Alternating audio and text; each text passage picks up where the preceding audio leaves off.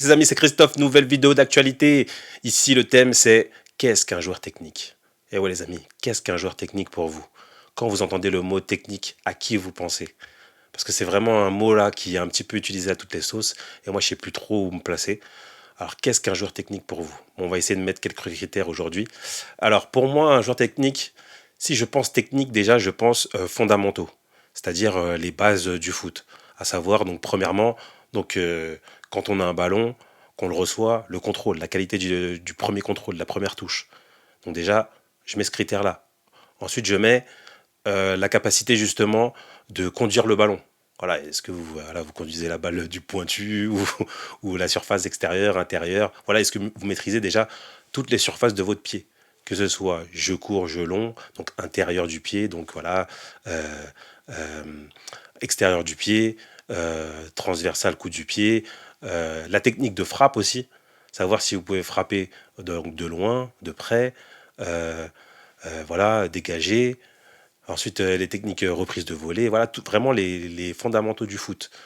Centrer, je sais pas moi, euh, jouer à une touche, jouer à deux touches, jouer à trois touches. Est-ce que vous maîtrisez ça justement? Vraiment les bases du foot. Donc si vous avez ça, voilà, est-ce qu'on peut dire que vous êtes un joueur technique?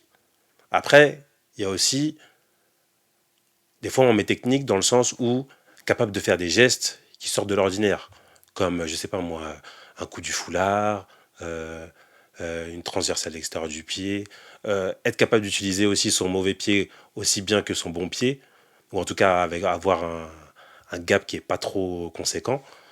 Vous avez quoi d'autre? Vous avez, oui, inventé des gestes. Je sais pas moi, quand vous prenez des virgules comme Ronaldinho, des passements de jambes, euh, je sais pas moi, voilà, des gestes techniques un petit peu qui sortent de l'ordinaire. Est-ce qu'on peut parler de vous comme un joueur technique? Si votre capacité à éliminer des joueurs aussi, on peut mettre ça. Éliminer des joueurs, par exemple, en un contre un, être fort en un contre un, capable d'éliminer avec voilà, des gestes différents, avoir une gamme de gestes, ce qui fait que vous êtes complètement imprévisible. Est-ce qu'on peut parler aussi de joueurs techniques là-dessus?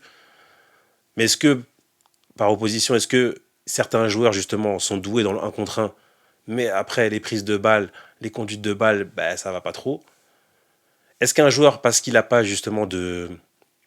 Il n'est pas capable forcément, ou en tout cas pas à l'aise à haut niveau, d'éliminer un joueur en face à face, ce qui fait de lui donc un joueur pas technique, sachant qu'il aurait autre chose.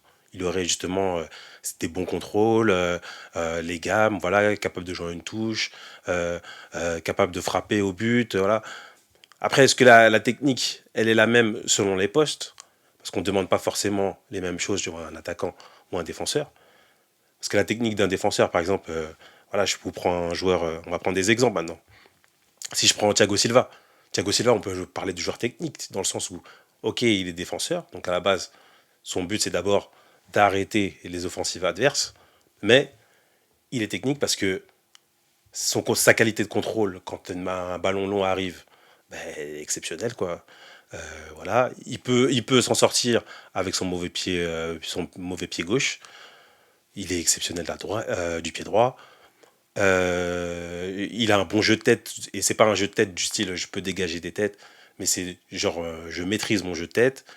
Euh, voilà, quand sa qualité de relance, il peut jouer long, il peut jouer court, c'est toujours propre. Ça, c'est pas des ballons qu'il envoie en touche ou dans les bras du gardien adverse. Voilà, il arrive à vraiment maîtriser le ballon. Donc on peut parler de joueurs techniques aussi. Après, si vous êtes milieu donc défensif ou relayeur, on peut parler de Sergio Busquets. Voilà, quand vous êtes un joueur au milieu, vous êtes en sentinelle, vous orientez toujours le jeu comme il faut, c'est toujours propre. Certes, c'est souvent jeu court, mais bon, c'est parce que c'est le plus simple dans le foot et le plus efficace. C'est très peu de pertes de balles, c'est toujours propre, toujours le corps bien orienté. Donc là, on peut parler de joueurs techniques. Mais pour autant, Sergio Busquets, vous n'allez pas le voir faire des passements de jambes, éliminer des joueurs, etc. Donc c'est vraiment des mots qui sont vraiment utilisés à toutes les sauces. Et ce qui fait qu'en fait, souvent, on dit joueur technique parce que, voilà, on va au plus pressé. Voilà, il arrive à faire des feintes, des gestes, il élimine des joueurs, donc forcément un joueur technique. Mais pourtant, son jeu ben, derrière, tu vois, par exemple, il élimine un joueur, et derrière, le centre est raté, le tir est à côté. Donc, est-ce qu'on peut parler de joueur technique? Donc c'est vraiment ça, c'est vraiment la question justement aujourd'hui.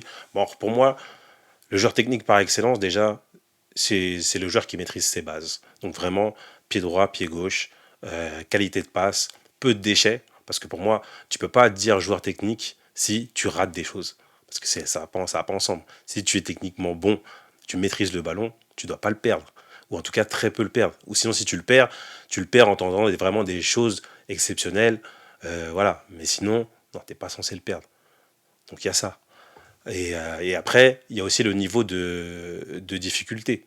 C'est que c'est sûr que si tu fais toujours des passes à 10 mètres, c'est pas la même technique que de tenter justement une passe en profondeur parce que adversité, de tenter de frapper en lucarne parce que la technique de frappe c'est vraiment quelque chose de dur parce que c'est très rare de marquer déjà de loin et de marquer tout court. Donc du coup, il faut avoir une technique de frappe supérieure.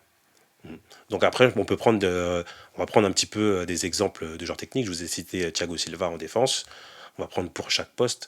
Bah, au milieu, pour moi, vraiment celui qui représente vraiment la technique à l'état pur, c'est Toni Kroos. Toni Kroos qui joue au Real, c'est un modèle de foot. Si vous voulez apprendre le foot si vous voulez apprendre à votre enfant à jouer au foot, il faut lui montrer justement des vidéos ou des matchs de Toni Kroos. Parce que c'est ça la technique, c'est la prise de balle toujours propre, l'orientation du corps toujours propre, pied droit, pied gauche, jeu long, jeu court, technique de frappe, je tire les coups francs, tout est précis et tout a l'air facile avec le dos bien droit, tu vois. C'est vraiment l'équilibre du corps, parce que c'est important aussi, maîtriser son corps, maîtriser l'équilibre du corps, c'est ce qui fait que votre technique va augmenter. Si vous faites ça si vous avez les mauvais appuis, par exemple pour frapper dans un ballon, avec un mauvais appui, bah, vous frappez, le ballon il suit votre corps, donc souvent ça va. Si vous avez le dos en arrière, bah, le ballon il part dans les tribunes. Si vous avez trop le dos en avant, bah, soit vous trébuchez, vous n'êtes pas en équilibre, et donc du coup ça va être un tir sur le côté ou à ras de terre dans les choux. Mais voilà, c'est vraiment un truc. Ça, vous regardez Toni Kroos, c'est la technique à l'état pur.